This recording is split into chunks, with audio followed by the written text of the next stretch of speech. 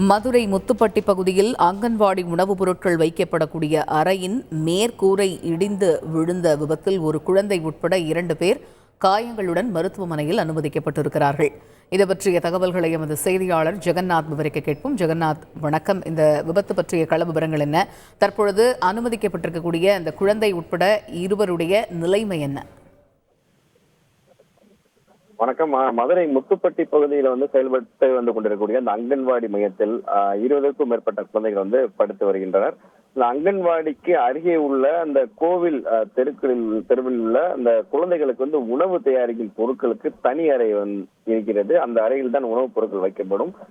இந்த முத்துப்பட்டி அங்கன்வாடியில் உள்ள ஆசிரியர்கள் இன்று வராத ஒரு காரணத்தினால் அங்கு உணவு தயாரிக்கும் பணியில் ஈடுபட்டிருக்கக்கூடியவர் முனியம்மாள்.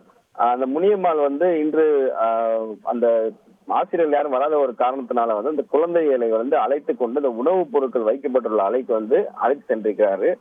இந்த நிலையில தான் அந்த உணவுப் பொருட்கள் வைக்கப்பட்டுள்ள அறையில அந்த கான்கிரீட் மேல் கூரையானது திடீர்னு இடிந்து விழுந்திருக்கிறது. இந்த சமையல் பெண் முனியம்மாள் பார்த்தீங்கன்னா அவர்களுடைய தலையில பலத்த காயம் ஏற்பட்டிருக்கிறது. அதனால் அவர் உடனடியாக அருகில் இருக்கக்கூடிய அந்த தனியார் மருத்துவமனைக்கு அழைத்து சென்று சிகிச்சை அளிக்கப்பட்டுக் கொண்டிருக்கிறது. மேலும் பார்த்தீங்கன்னா அவருடன் அழைத்து செல்லப்பட்ட அந்த குழந்தையின் பாத்தீங்கன்னா 2 வயது குழந்தையான கவனிகா ஸ்ரீ என்ற பெண் குழந்தையும் அந்த குழந்தைக்கு கையில் அந்த கான்கிரீட் சுவரானது மேலே விழுந்திருக்கிறது. அந்த குழந்தையுடைய கையிலும் காயம் ஏற்பட்டிருக்கிறது. மேலும் இருவர் அருகே இருக்கக்கூடிய இருவரும் மருத்துவமனைக்கு சிகிச்சைக்கு அழைத்து செல்லப்பட்டிருக்கிறார்கள்.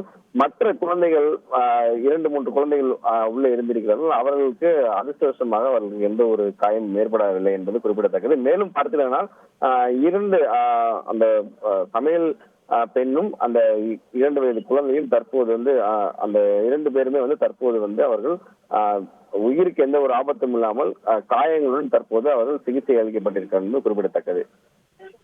தகவல்களுக்கு நன்றி ஜெகநாத்.